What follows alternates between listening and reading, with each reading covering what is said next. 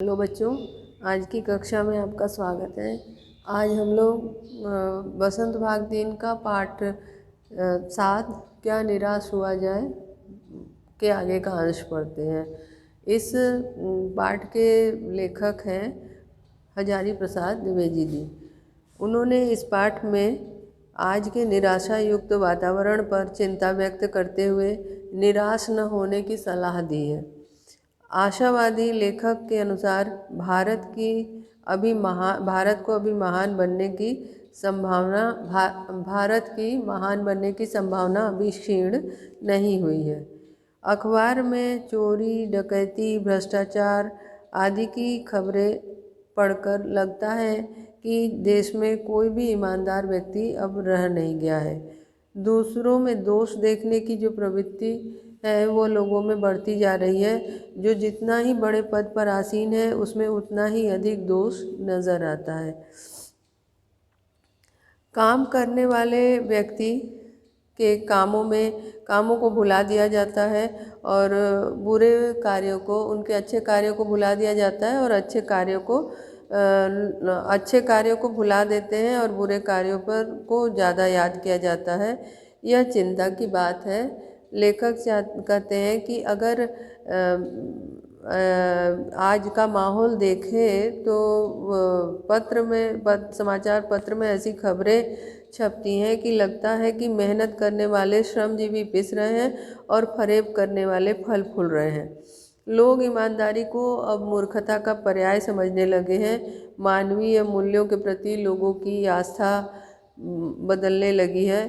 भारतवर्ष ऐसा देश है जहाँ भौतिक वस्तुओं के संग्रह को कभी भी महत्व नहीं दिया गया है।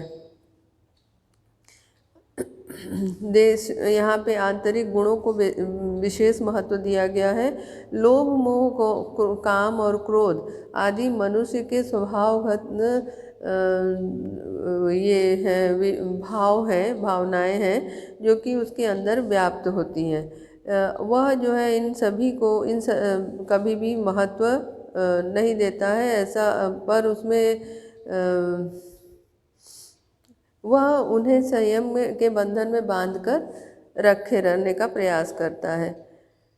देश में करोड़ों गरीबों की दशा सुधारने के लिए कृषि, उद्योग, वाणिज्य आदि को बढ़ावा देने का प्रयास किया जा रहा है, परंतु देश के करोड़ों गरीबों तक और उनकी दशा को सुधारने के लिए जो प्रयास किया जा रहा है उन तक नहीं पहुंचता है। इस कारण इस उद्देश्य में सफलता नहीं मिलती है, क्योंकि बीच के जो अधिकारी गण हैं और धूर्त लोग जो हैं वे अपना भला देखने के लिए अपना फ़ायदा उसमें से निकाल लेते हैं। भारतवर्ष सदैव से धर्म को कानून से बड़ा समझता है। हमेशा से धर्म को कानून के रूप में, मतलब धर्म जो है वो कानून के रूप में उसके अंदर रच बस गया है, क्योंकि लोग ये सोचते हैं कि धर्म को धोखा नहीं दिया जा सकता, कानून को धोखा दिया जा सकता है। इसलिए कानून बनाते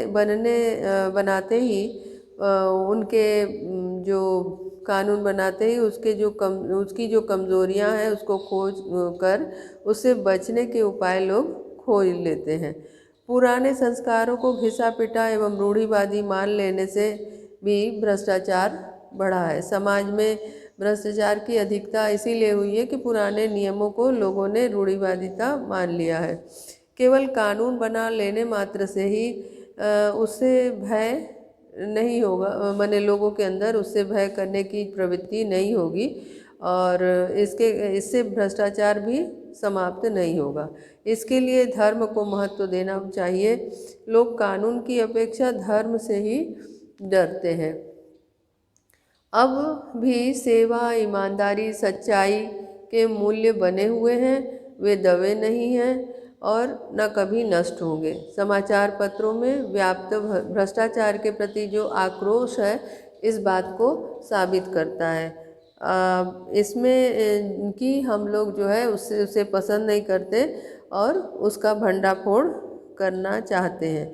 ये इस बात का प्रमाण है कि इस अभी भी देश में कुछ लोग हैं जो ईमानदार हैं और सच्चाई से प्रेम करते हैं। अब हम लोग कल वाले अंश से आगे पढ़ेंगे। इसमें आपको मैं पढ़ा रही थी कि लेखक के साथ दो घटनाएं घटी। एक घटना घटी थी कि उन्होंने रेल गाड़ी का टिकट लिया और टिकट का पैसा उन्होंने जल्दीबाजी में 100 रुपये के नोट दिए और 10 रुपये के टिकट ले करके वह गाड़ी में बैठ गया। टिकट बाबू खोजते हुए आया और जो है उनको बाकी के 90 रुपये दिए और दे करके कहा कि मुझसे गलती हो गई थी। और इसके बाद लेखक ने देखा कि उसके मन में एक अद्भुत से संतोष का भाव लेखक ने उनके चेहरे पर देखा।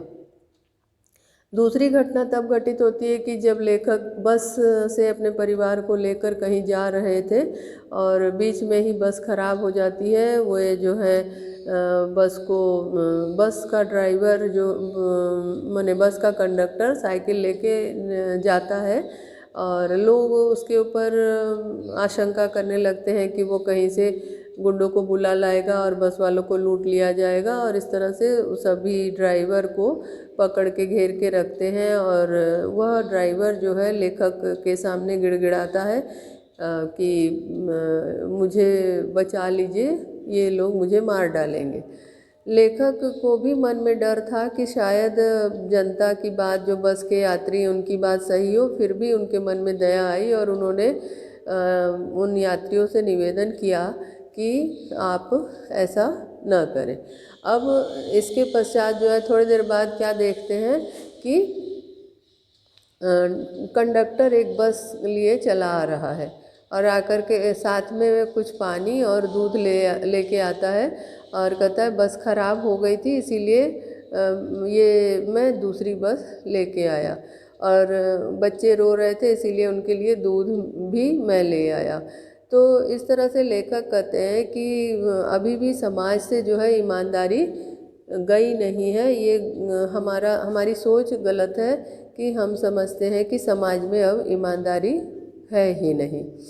तो हमें लेखक ये संदेश देते हैं इस कहानी के माध्यम से और ये कहना चाहते हैं कि जैसे बुराई है, बुराई को हम लोग का प्रचार करते हैं तो उसी लोगों पर उसका प्रभाव पड़ता है। उसी तरह से हम अच्छाइयों के बारे में भी बोलें, अच्छाइयों का भी प्रचार करें, अच्छाइयों के उदाहरणों को सामने लाएं जिससे कि लोग उससे प्रभावित हों और लोग उसके बारे में सोचें और वैसा ही करने की चेष्टा करें। इन दोनों घटनाओं के माध्यम से लेखक के मन में ये बात बैठ गई है कि हमें निराश होने की आवश्यकता नहीं है, क्योंकि लेखक आशावादी हैं। इसीलिए हमें भी ये संदेश देते हैं कि हमें भी आशावादी रहना चाहिए। भारत का भविष्य जो है अभी भी उज्जवल है। अब यहाँ पे कह रहे हैं कि बस की घटना के बाद वे आगे कहते हैं कि मैं भी बहुत भयभीत था। ये लेखक जो है बहुत भयभीत थे उस घटना के बारे में जो कि आपको मैंने बताया। अब लेखक ये कहते हैं कि जब कंडक्टर बस लेके आया तो सभी ने उसे धन्यवाद दिया और ड्राइवर से सभी यात्रियों ने माफ़ी मांगी और 12 बजे से पहले ही सब लोग बस अड्डे पहुंच गए। कैसे कहूँ कि मनुष्यता एकदम समाप्त हो गई है, कैसे कहूँ कि लोगों में दया माया रह ही नहीं गई। जीवन में जाने कितनी ऐसी घटनाएं हुई हैं जिन्हें मैं भूल नहीं सकता।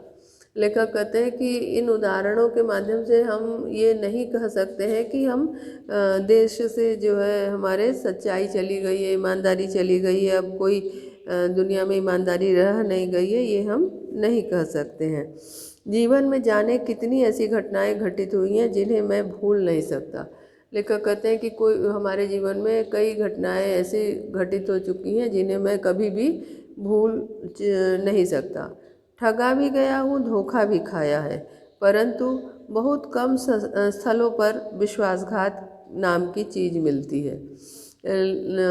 विश्वासघात का अर्थ है विश्वास को ठेस पहुंचाना, धोखा देना भी अर्थ होगा इसका विश्वासघात। विश्वासघात,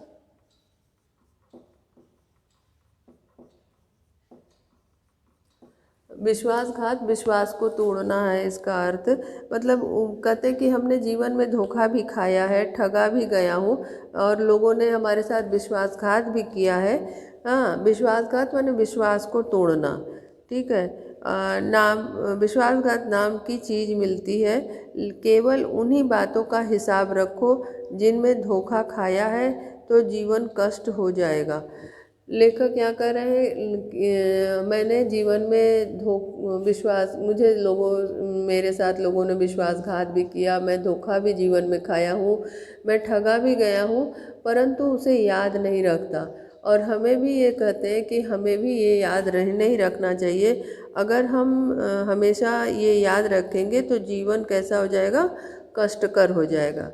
कहते हैं कि परंतु ऐसी घटनाएं बहुत कम नहीं होते हैं जब लोगों ने अकारण सहायता की है, क्योंकि उनके जीवन में या हम लोगों के जीवन में कहते हैं ऐसी घटनाएं ऐसे समय भी आते हैं, ऐसा समय भी कभी कभी आया है, ऐसी घटनाएं भी घटी हैं कि जिसमें लोगों ने अकारण सहायता की है।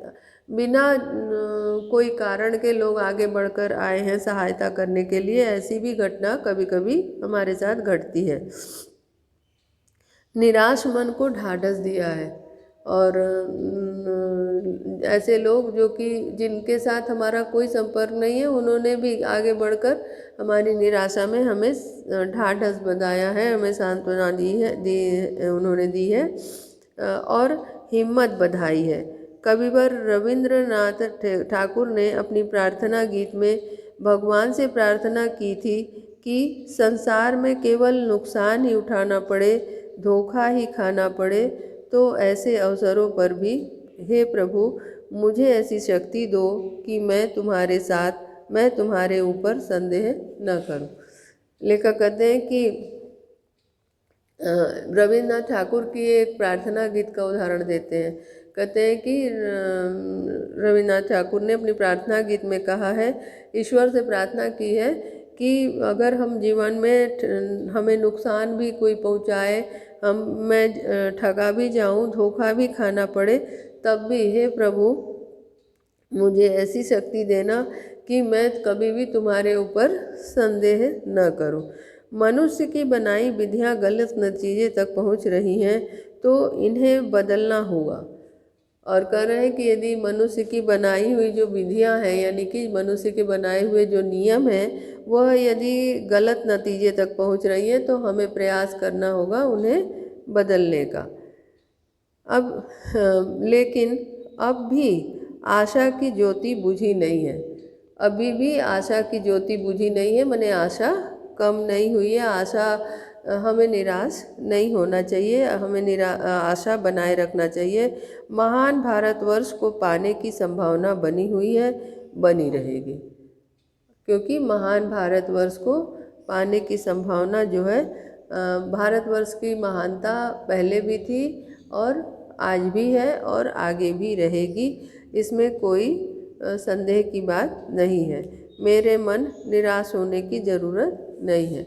इस प्रकार लेखक जो है अपने मन में ये निश्चय कर लेते हैं कि हमें भारत के भविष्य के प्रति निराश होने की ज़रूरत नहीं है। भारत का भविष्य उज्जवल है, उज्जवल था और उज्जवल ही रहेगा। अब हम लोग कुछ पाठ से कुछ प्रश्न करते हैं और उसके बाद जो है हम पाठ के प्रश्नोत्तर को लिखेंगे। सबसे पहला आपसे जैसे प्रश्न है कि लेखक का मन कभी कभी उदास क्यों हो जाता है? लेखक का मन कभी कभी उदास क्यों हो जाता है? तो इसका उत्तर आप लिख सकते हैं कि समाचार पत्रों में ठगी, डकैती, चोरी, तस्करी तथा भ्रष्टाचार के बढ़ते हुए समाचारों को देख करके लेखक का मन उदास हो जाता है। उन्हें ऐसा लगता है कि मानवीय मूल्य जो है वे घटते जा रहे हैं और ये सोच करके वे दुखी हो जाते हैं। दूसरा प्रश्न है कि आरोप और प्रत्यारोप का दौर चलने का क्या तात्पर्य है। आरोप और प्रत्यारोप का दौर चलने का क्या तात्पर्य है, ये दूसरा प्रश्न है। आरोप और प्रत्यारोप का दौर चलने का तात्पर्य है कि एक दूसरे के गुणों की अनदेखी करते हुए अवगुणों का प्रचार प्रसार करना। कह रहे हैं कि एक दूसरे के गुणों और को की अनदेखी करना और अनदेखी करके दूसरे के गुणों को अनदेखी करके उनके अवगुणों का प्रचार प्रसार करना, ये आरोप प्रत्यारोप का आशय है। अगला है कि अधिक दोष किन लोगों में दिखाया जाता है। अधिक दोष किन लोगों में दिखाया जाता है। इस प्रश्न का उत्तर है कि समाज में जो लोग ऊंचे पदों पर आसीन हैं उनमें अधिक दोष दिखाया जाता है। समाज में जो ऊंचे पदों पर आसीन है उनमें अधिक दोष दिखाया जाता है। प्रत्यारोप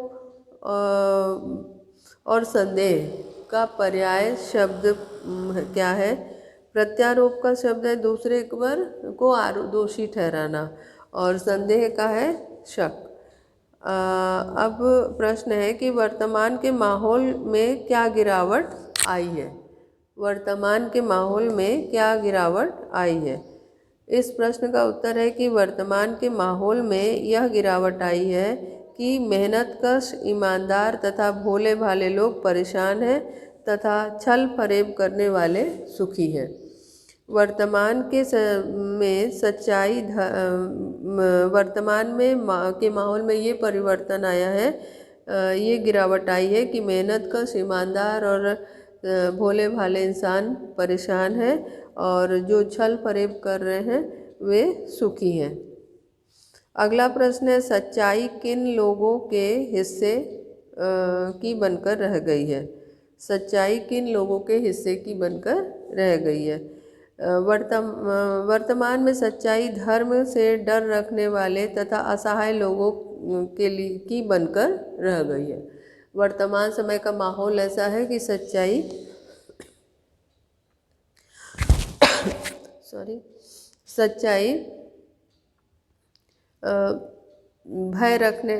जो वर्तमान समय में सच्चाई धर्म से भय रखने वाले तथा असहाय लोगों की बनकर रह गई है।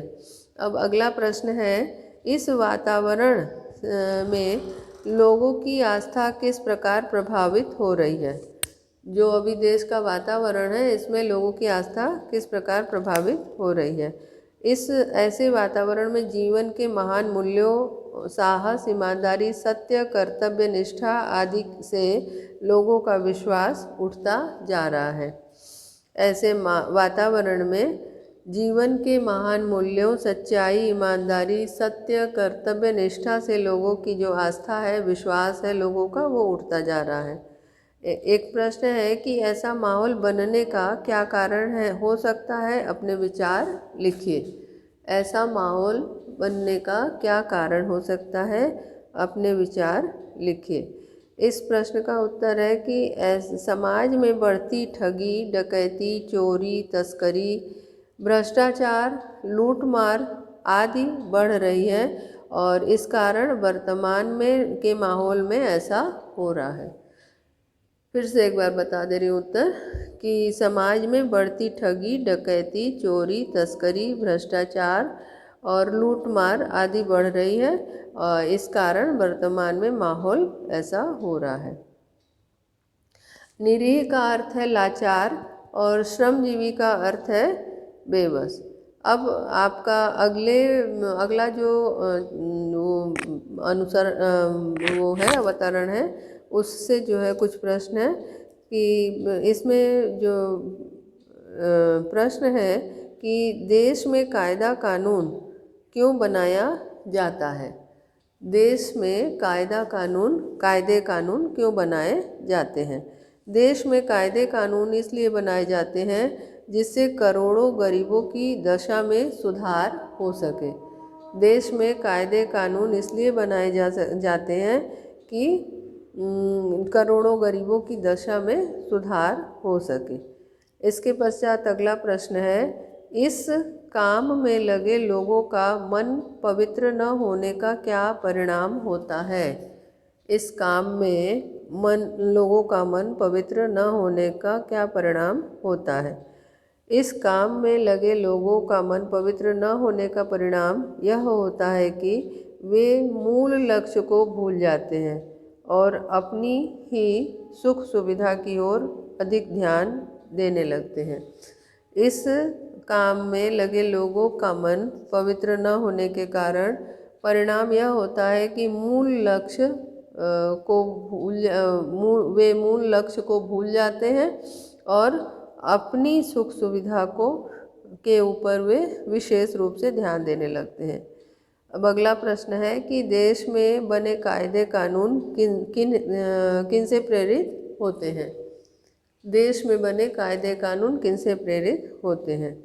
इस प्रश्न का उत्तर है कि देश में बने कायदे कानून कृषि, उद्योग, वाणिज्य, शिक्षा और स्वास्थ्य की स्थिति को अधिक उन्नत तथा सुचारू बनाने के लक्ष्य को प्रेरित करते हैं। देश में बने कायदे कानून कृषि, उद्योग, वाणिज्य, शिक्षा और स्वास्थ्य को अधिक परिलक्षित करते हैं। इसमें देश में बने कायदे कानून जो हैं लोगों को प्रभावित करते हैं और करोड़ों लोगों की दशा इससे सुधारने के लिए कायदे कानून बनाए जाते हैं। परंतु देश में जो कायदे कानून कृषि, उद्योग, वाणिज्य, शिक्षा, स्वास्थ्य आदि के लिए बने हैं वह लोगों को उनकी दशा को गरीब जनता की देश में बने कायदे कानून किनसे प्रेरित होते हैं? देश में बने कायदे कानून जो कृषि, उद्योग, वाणिज्य, शिक्षा और स्वास्थ्य की स्थिति को अधिक उन्नत तथा सुचारू बनाने के लक्ष्य से प्रेरित होते हैं। अब अगला प्रश्न है कोटि कोटि। कोटि कोटि का अर्थ है कोटि कोटि, जिसका अर्थ है करोड़ों करोड़ों करोड़ों। और वाणिज्य का अर्थ आपको हमने बताया था, फिर से एक बार बता देती हूँ। वाणिज्य का अर्थ है व्यापार। ठीक है, व्यापार। इसमें अगले अवतरण से प्रश्न है कि दोषों को उजागर करना बुरी बात क्यों नहीं है? दोषों को उजागर करना बुरी बात क्यों नहीं है? इसका उत्तर है कि दोषों को उजागर करना बुरी बात इसलिए नहीं है क्योंकि दोषों का पता चलते ही मनुष्य उसे सुधारने का प्रयास करता है। दोषों को उजागर करना इसलिए बुरी बात नहीं है कि दोषों का पता चलते ही मनुष्य अपने दोषों को सुधारने का प्रयास करता है। अगला प्रश्न है कि लेखक को कौन सी बात बुराई वाली लगती है? लेखक को कौन सी बात बुराई वाली लगती है? इसका उत्तर है कि लेखक को किसी आचरण के अच्छे पक्ष को अनदेखा करना बुराई वाली चीज़ लगती है। गलत पक्ष को सबके सामने रखकर उनके अच्छाई को सामने न लाना और उनकी गलती को सबके सामने रखकर आनंदित होना, ये बात उन्हें गलत लगती है। लेखक को किसी के आचरण के अच्छे पक्ष को अनदेखा करना और उसकी बुराई को सबके सामने रखकर आनंदित होना जो है वह बुरी लगती है। अगला प्रश्न है अच्छी घटनाओं का प्रकटीकरण समाज पर क्या प्रभाव डालता है? अच्छी घटनाओं का प्रकटीकरण समाज पर क्या प्रभाव डालता है? इसका उत्तर है कि अच्छी घटनाओं का प्रकटीकरण समाज पे ये प्रभाव डालता है कि समाज तथा मनुष्य के मन में अच्छाई के प्रति एक अच्छी भावना पैदा होती है। अच्छी भावनाओं का प्रकटीकरण करने से ऐसा होता है कि समाज में अच्छी भावना से लोग प्रभावित होते हैं। अगला प्रश्न है कि गद्यांश में मनुष्य के लिए क्या संदेश निहित है। इसका उत्तर है कि गद्यांश में मनुष्य के लिए निहित संदेश यह है कि यह किसी आचरण के बुरे पक्ष को न देखे। ये संदेश दिया है लेखक ने कि हम किसी के आचरण के बुरे पक्ष को न देखें, हाँ वह उसके हम अच्छे पक्ष को देखकर उस पर कोई प्रतिक्रिया करें जिससे कि उसका प्रभाव अच्छा पड़े। अब उद्घाटित और लोक चिंता। उद्घाटित करना, सबके सामने प्रकट करना।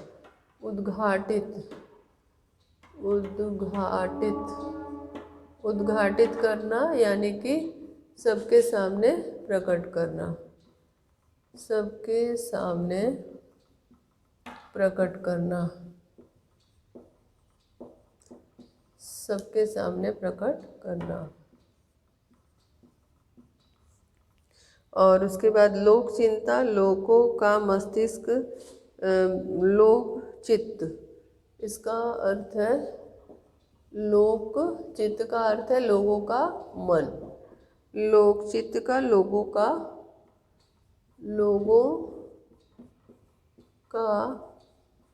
मन मस्तिष्क, लोगों का मन मस्तिष्क।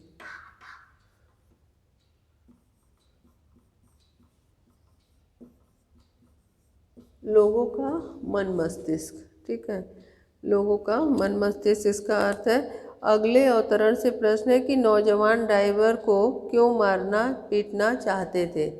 अगला प्रश्न है कि नौजवान ड्राइवर को क्यों मारना पीटना चाहते थे।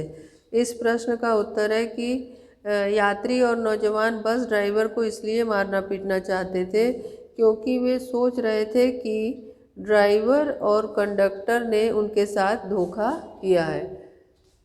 नौजवान ड्राइवर को इसलिए मारना चाहते थे कि उनको लगता था कि ड्राइवर और कंडक्टर ने उनके साथ धोखा किया है। अगला प्रश्न है कि भयभीत ड्राइवर ने लेखक से क्या कहा। भयभीत ड्राइवर ने लेखक से क्या कहा, ये अगला प्रश्न है। इस प्रश्न का उत्तर है कि भयभीत ड्राइवर ने लेखक से यह कहा कि वह जो है किसी तरह से वह बस का प्रबंध करने, कंडक्टर जो है बस का प्रबंध करने गया है और कृपया यात्रियों से उनकी रक्षा करें, उसकी जान बचा लें। अगला प्रश्न है कि ऐसी स्थिति में लेखक की मनोदशा कैसी थी। अगला प्रश्न है कि ऐसी स्थिति में लेखक की मनोदशा कैसी थी। इस प्रश्न का उत्तर है कि ऐसी यात्रियों का गुस्सा एवं आक्रोश देखकर लेखक डरा हुआ था और ड्राइवर का साथ देने पर उसे भी यात्रियों का कोपभाजन बनना पड़ेगा, इसीलिए उसके मन में एक तरह का संघर्ष चल रहा था। अगला प्रश्न है यात्री लेखक की बात सुनने को तैयार क्यों नहीं थे। यात्रियों को ड्राइवर द्वारा धोखा दिए जाने का पूरा भ्रम हो गया था, इसलिए वे कोई भी बात सुनने को तैयार नहीं थे। हवाइयाँ उड़ना। हवाइयाँ उड़ना ये एक मुहावरा है। हवाइयाँ उड़ना मुहावरे का अर्थ है अचानक हवाइयाँ उड़ना मतलब कि किसी तरह से किसी बात से परेशान हो जाना, ठीक है। हवाइयाँ उड़ने का अर्थ है किसी बात से एकदम आश्चर्यचकित हो जाना, कुछ कर न पाना, ऐसी स्थिति को हवाइयाँ उड़ना कहते हैं, ठीक है। अब इस प्रकार हमने देखा कि पाठ में लेखक ने एक तरह से हमें संदेश दिया है और ये बताने की चेष्टा की है कि हमें कभी भी निराश होना नहीं चाहिए, क्योंकि अभी भी हमारे देश में अच्छाइयाँ हैं और इस बात पे हमें भरोसा रखना चाहिए। और क्योंकि जो है बुराइयाँ जो है वो जिस तरह से लोगों को प्रभावित करती हैं उसी तरह से अच्छाइयाँ भी लोगों को प्रभावित कर सकती हैं। इसीलिए हमको हमेशा अच्छाइयों को ही प्रभाव होना, मतलब अच्छाइयों पर ही ध्यान देना चाहिए और अच्छाइयों को सबके सामने लाना चाहिए। ऐसा करने से लोगों पर अच्छा प्रभाव पड़ेगा और लोग जो है उससे प्रेरित होंगे, शिक्षा लेंगे और उनमें भी ऐसा कार्य करना चाहेंगे कि उससे लोगों का भला हो।